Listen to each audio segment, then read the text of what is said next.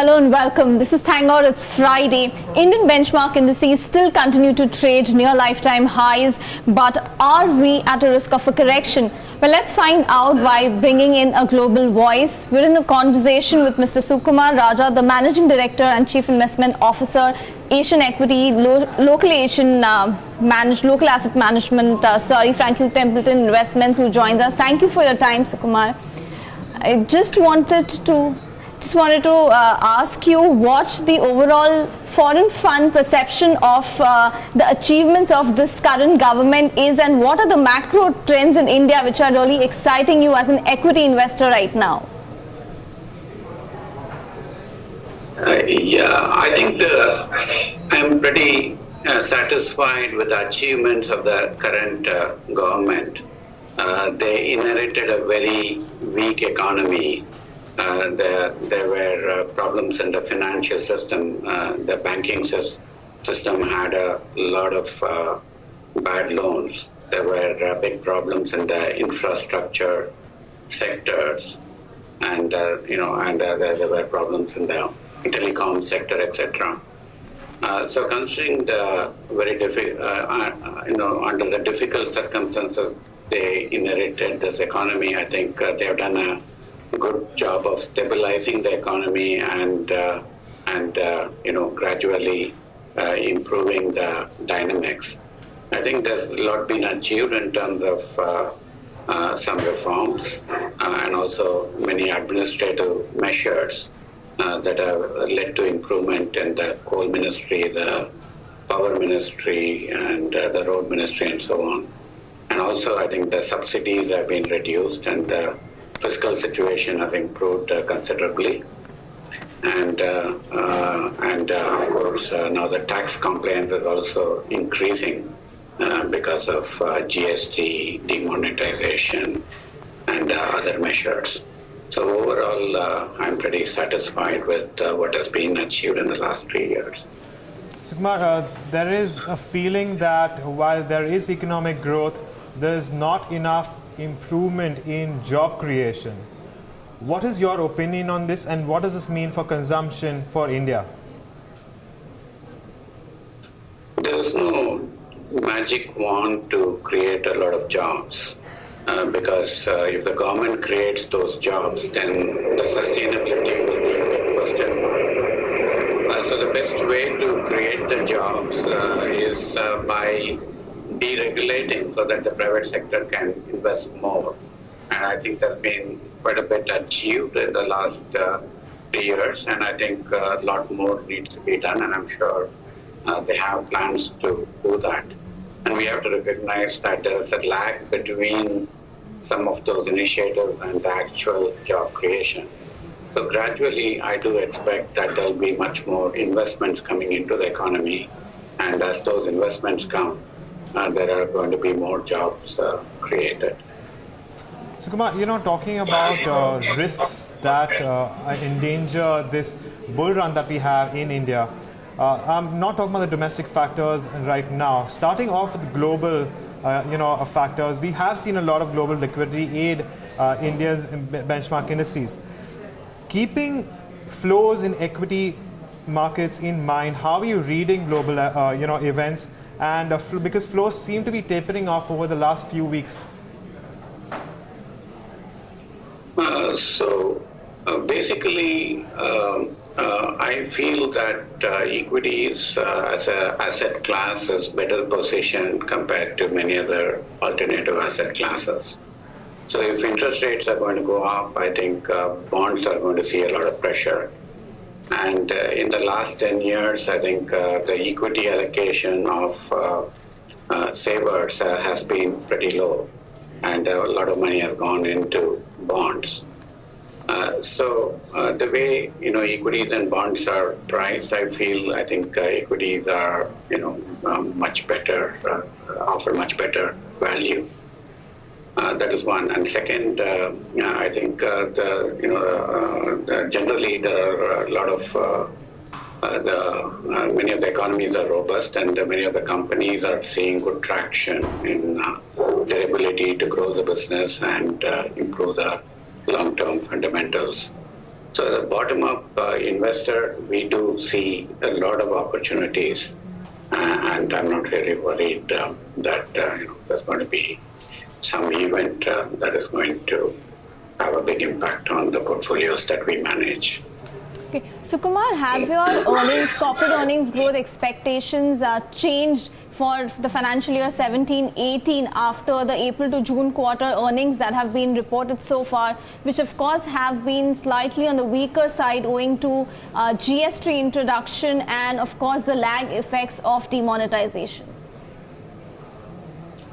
This financial year, it's very difficult to predict earnings. The last quarter was even more difficult, and trying to extrapolate that doesn't make any sense. And I don't think what is going to happen in the next couple of quarters necessarily is going to have a long-term impact on the stock prices. There can be some volatility because of that, but I think the market is mature enough to see through the short-term issues. Sukumar, most funds have this considerable amount of allocation towards India's consumption sector, but considering the fact that they are at relatively rich valuations right now, how would you play the sector? Would you reduce your allocation in this sector for now? We have to look at companies on a case-by-case basis. There are some companies where the P ratio is high, but the sustainability of the growth is pretty good, and they could have improvements in terms of return ratios or margins. And there are some companies where I think the P multiples have expanded without a significant improvement in the longer-term outlook. So we have to separate the two. I do recognize that there's some sort of a bubble in sections of the market, and our investment process ensures that we stay out of those bubbles. Sukumar, a sharp sell-off in Teva Pharma shares in US yesterday led to further correction even in the Indian counterparts, Indian pharma companies, of course, given that they are also highly dependent on the US market and are facing pricing pressures in their biggest market, of course. As far as I believe, your fund has significant investment in Indian pharma companies. You have exposure to Sun Pharma, Lupin, Dr. Reddy's, Cadila. Of course, all of this was at the end of March 2017. That's the latest that I have. What is your stance on pharma companies in India, and have you changed your allocation since then? We have some exposure to the pharma sector. I wouldn't say that we are highly exposed there. Yes, there have been some negative surprises in terms of pricing and also some of the regulatory issues that the companies have been facing. So the prices have also corrected. So we have to, every company as more data emerges, we have to, change our long-term models. I think there has been some reduction in the intrinsic value of many of those companies, but the prices have also reduced. So to that extent, it's not necessitated too much of portfolio action. All right. A significant portion of your portfolio also is invested in private banks in India, a couple of names that I see there. But are you trying to play the financials theme in India only via private banks and not via any exposure to non-banking financial companies or any financial services companies? We do have some exposure to non-banking financial companies, but we cannot put them in we cannot paint all of them with a broad brush. Some are in the lending business, some are in the rating business, some are in businesses related to capital markets, and the dynamics of each of those companies are different. Their competitive position is different, but we have reasonable exposure there, and obviously we are pretty selective on assessing quality and sustainability. Sukumar, in a time when there has been a considerable amount of returns given by stocks, some of them have grown many-fold over just a couple of years with benchmark indices at record highs. Not enough gets said about capital preservation. We have a relatively younger audience that views this show.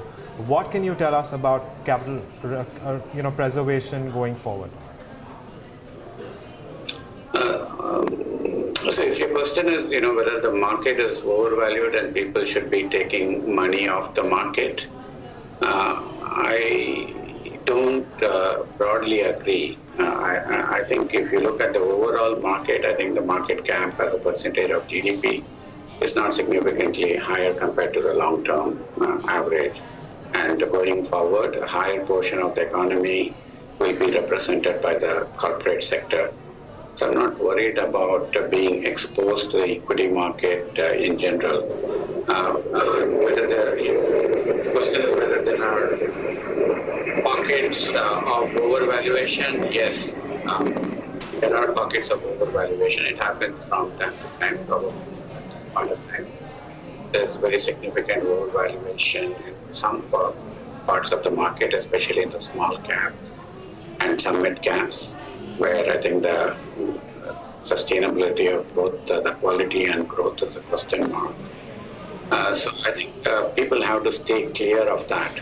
And I think risk controls are going to be very important. And I think people really have to look at the quality and sustainability aspects of their holdings. And I think that is the way to proceed. Sukumar Rajah, it was a pleasure speaking with you. Thank you very much for your time. That's for you guys. Once again, we'll see you next week on another edition of Thank God It's Friday. Till then, it's goodbye.